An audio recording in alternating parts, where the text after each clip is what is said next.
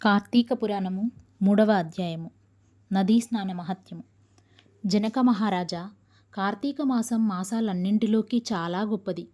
ఈ మాసంలో శాస్త్రం చేయమని చెప్పిన స్నాన దాన ఉపవాస వ్రతాదులను చేయని వారు అనేక నీచమైన జన్మలను ఎత్తుతారు. కనీసం కార్తీక పూర్ణిమ నాడైనా స్నాన దాన జపాదులను చేయడం ముక్తిప్రదం. ఈ విషయాన్ని తెలియజేసే కథ ఒకటి చెబుతాను, శ్రద్ధగా విను. ఓ రాజర్షి, పూర్వం తత్వనిష్ఠుడనే సద్ధర్మాచార పరాయణుడు ఉండేవాడు. అతడు తీర్థయాత్రలు చేయాలనే కోరికతో బయలుదేరి సమస్త తీర్థాలలో స్నాన సంధ్య వందనాది విధులను ఆచరించాడు. అలా ప్రయాణిస్తున్న తత్వనిష్ఠుడు గోదావరి నది తీరానికి చేరుకున్నాడు. ఆ తీర ప్రాంతంలోనే ఉన్న ఎత్తైన మర్రి చెట్టు కొమ్మలలో నివసిస్తున్న 3 బ్రహ్మరాక్షసులు తత్వనిష్ఠుడిని చూశారు. నల్లని శరీరాలతో, నిప్పు కనల్లాగా మండుతున్న కళ్ళతో, పదునైన గోళ్లతో, పొడవైన కూరలతో, నిక్కబొడుచుకున్న వెంట్రుకలతో మహాభయంకరంగా ఉన్న ఆ 3 బ్రహ్మరాక్షసులు తన వైపుకే రావడం చూసిన తత్వనిష్ఠుడు భయంతో వణికిపోతున్నాడు. దిక్కుతోచని తత్వనిష్ఠుడు శ్రీమన్నారాయణుని తలుచుకుంటున్నాడు. ఆర్తితో, నిన్ను ప్రార్థించిన గజేంద్రుడిని, ద్రౌపదిని, ప్రహ్లాదుడిని కాపాడిన దయాసముద్రుడివైన నిన్నే శరణు వేడుతున్నాను, కాపాడి రక్షించు దామోదరా అంటూ గొంతెత్తి ప్రార్థిస్తూ మొరపెట్టుకున్నాడు.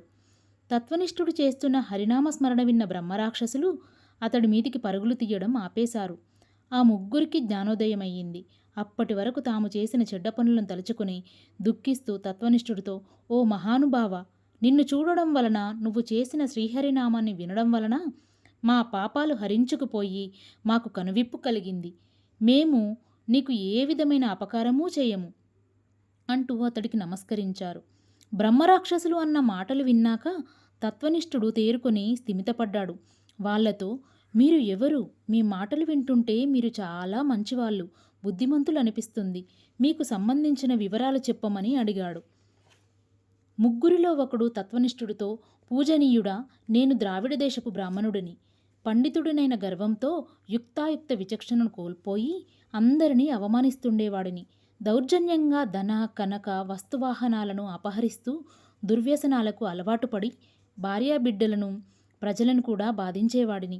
ఒక రోజున ఒక విప్రుడు పట్నానికి వెళ్ళి కార్తీక దామోదరుని పూజకు అవసరమైన వస్తువులను కొని తన గ్రామానికి తిరిగి వెళ్తూ మా ఇంట్లో బస చేశాడు. నేను అతడిని అనేక విధాలుగా నిందించి అతడి వద్ద ఉన్న సంభారాలను తీసుకున్నది చాలక కొట్టి తరిమేశాను.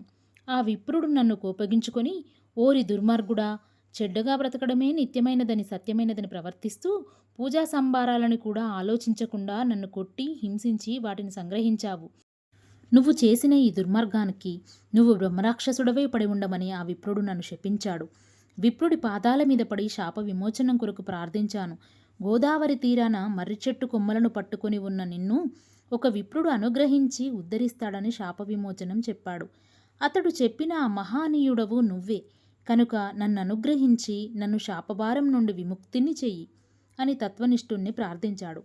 ఇంతలో 2వ బ్రహ్మరాక్షసుడు తత్వనిష్ఠుని దగ్గరకు వచ్చి, మహానుభావ, నేను ద్రవిడ దేశస్థుడను. మందరము నా స్వగ్రామము. నేను ఆ గ్రామానికి అధికారిని. చమత్కారపూరితమైన మాటలు మాట్లాడడంలో నేర్పు కలిగిన నేను అనేక మందిని మోసం చేసి వారి వద్ద నుండి ధనాన్ని, నగలను తీసుకునేవాడిని. నాకు తెలిసి ఎవ్వరికీ ఏనాడు పట్టడన్నం పెట్టలేదు, పూచిక పుల్ల దానం చెయ్యలేదు. ఎవ్వరి పట్ల దయాదాక్షిణ్యం లేనివాడని ప్రవర్తించిన కారణంగా నేను ఇలా బ్రహ్మరాక్షసునిలాగా జీవితాన్ని గడుపుతున్నాను. నన్ను ఈ పాప పంకిలంలో నుంచి బయటపడేసి రక్షించమని చెప్పి ప్రార్థించాడు తత్వనిష్ఠుడిని.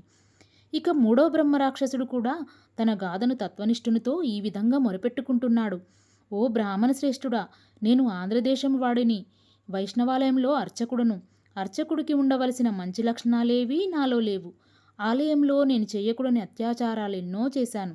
భక్తులను పీడించాను, స్త్రీలను అవమానించాను, బంధువర్గాన్ని దూషించాను, భగవంతునికి సంబంధించిన స్థిర చిర ఆస్తులను వేశ్యలకు సమర్పించాను.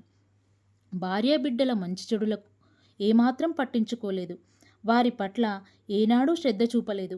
ఆలయంలో భగవంతునికి చేయవలసిన నిత్య నైమిత్తిక కార్యకలాపాలను, ఉత్సవాలను, ఆరాధనలను అశ్రద్ధతో నిర్లక్ష్యం చేశాను. ఇహలోకంలో అనుభవించే సుఖ సంతోషాలు, భోగభాగ్యాలు, వాటి పట్ల నాకు గల వ్యామోహం ఏవీ శాశ్వతం కాదని తెలుసుకోలేకపోయాను. ఆ కారణంగా నేను చేసిన దుష్కృత్యాలకు అంతే లేదు. కొంతకాలానికి క్రమంగా ప్రజలకు నా దురాగతాలు తెలిసినాయి. వాళ్ళ ఆగ్రహానికి గురి అయ్యాను. నేను అన్యాయంగా సంపాదించిన సంపదలు కొన్ని తరిగిపోయాయి, కొన్ని తొలగిపోయాయి. ఊరివారు నన్ను తరిమికొట్టారు. అడవుల వెంబడి పడి ఆకులు అలములు తింటూ కాలం గడిపాను. కొంతకాలానికి ప్రాణాలను పోగొట్టుకున్నాను. నరకానికి వెళ్ళి అక్కడ పడరాని పాట్లు పడ్డాను. ఆ తరువాత ఎన్నో నీచమైన జన్మలను ఎత్తాను. చివరకు ఆ బ్రహ్మరాక్షసుల రూపాన్ని పొందాను. కనుక ఈ బాధల నుండి నన్ను రక్షించగలవాడివి నువ్వే. నిన్ను చూసి చూడగానే నాకు గత జన్మ స్ఫురణకు వచ్చింది. మాకు ఈ బ్రహ్మరాక్షస జన్మల నుండి ముక్తిని కలిగించు అని ప్రార్థించాడు. బ్రహ్మరాక్షసులారా, మీ జీవిత గాథలు బాధలు పూర్తిగా తెలిసినాయి. మీరు ఎంత దుర్మార్గంగా ప్రవర్తించినా ప్రస్తుతం పడుతున్న పశ్చాత్తాపం కారణంగా పరమ పునీతులైనారు. హరినామాన్ని వినగానే మీకు గత జన్మలు గుర్తుకు వచ్చాయి. మీకు ఇక మీదట ఈ రాక్షస జన్మలు తొలగిపోతాయి. ప్రస్తుతం జరుగుతున్నది కార్తీక మాసం. ఈ మాసంలో పవిత్రమైన జలాలలో స్నానం చేసిన వాళ్ళకి పుణ్యగతులు లభిస్తాయనే మాట సత్యము. కనుక మీరు కూడా నా వెంట రండి అంటూ వాళ్ళని వెంటబెట్టుకుని గోదావరి నదికి వెళ్ళి తనతో పాటు వారిని గోదావరి పవిత్ర స్నానం చేయించాడు. తాను కూడా భక్తిప్రత్తులతో నదీ స్నానం చేసి శుచి అయినాడు. దానివలన తనకు కలిగిన ఫలితాన్ని ఆ బ్రహ్మరాక్షసులకు దారపోశాడు. అంతే, ఆ క్షణంలోనే వారికి గల ఆ రాక్షస జన్మలు అంతమయ్యాయి. అంతరిక్షంలో నుంచి దివ్యమైన పుష్పక విమానం వచ్చి వాళ్ళ ముగ్గురిని ఎక్కించుకొని కైలాసానికి తీసుకుని వెళ్ళింది. ఆ విధంగా ఆ బ్రహ్మరాక్షసులు ముగ్గురూ ముక్తిని పొందారు. పరోపకారః పుణ్యాయ పాపాయ పరపీడనం అనే వ్యాసమహర్షి సూక్తిని గుర్తు చేస్తున్నది వీరచరిత్ర. 3వ రోజు పారాయణం సమాప్తం.